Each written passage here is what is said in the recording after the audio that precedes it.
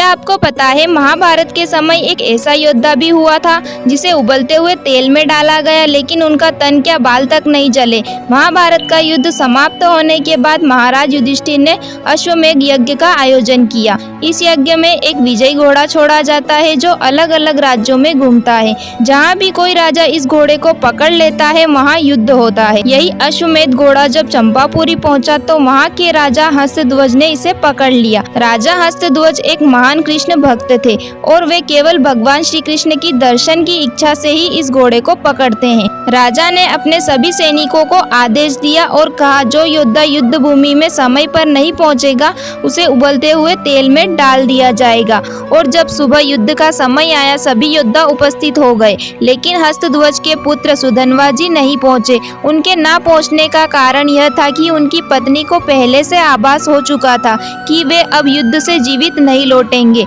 इसलिए उन्होंने संतान प्राप्ति की इच्छा व्यक्त की और इसलिए सुधन्वा जी आने में विलंब कर बैठे। उनके पिताजी हस्तध्वज ने क्रोधित होकर नियम के अनुसार उन्हें दंड स्वरूप उबलते हुए तेल में डाल दिया, लेकिन भगवान श्री कृष्ण का नाम जपने के कारण उनका एक बाल तक नहीं जला। यह देखकर सभी आश्चर्यचकित रह गए। राजा हस्तध्वज ने प्रसन्न होकर सुधन्वा जी को सेनापति घोषित कर दिया।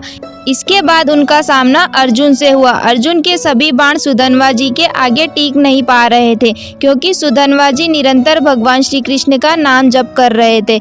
अर्जुन ने अपने सभी दिव्य अस्त्र चला डाले, लेकिन फिर भी सुधन्वा जी अडिग खड़े रहे। तब फिर भगवान श्री कृष्ण ने अपने सभी अवतारों का पुण्य बल अर्जुन के बाणों में प्रवाहित कर दिया, फिर भी विजय नहीं मिली। अंत में भगवान श्री कृष्ण ने अपने रामा अवतार का पुण्य बल उसमें लगाया, तब जाकर अर्जुन के बाणों ने सुधन्वा जी का सर धड़ से अलग कर दिया। लेकिन आश्चर्य की बात यह थी कि कटे हुए धड़ से भी श्री कृष्ण की ध्वनि निकल रही थी। यह सब देखकर भगवान श्री कृष्ण रथ से उतरे और सुधन्वा जी के शरीर को अपनी गोद में उठाया और प्रेम से कहा, तुमने इतना नाम जप किया है कि अब तुम मेरे धाम में निवास करोगे, यही तुम्हारी सच्ची मुक्ति होगी।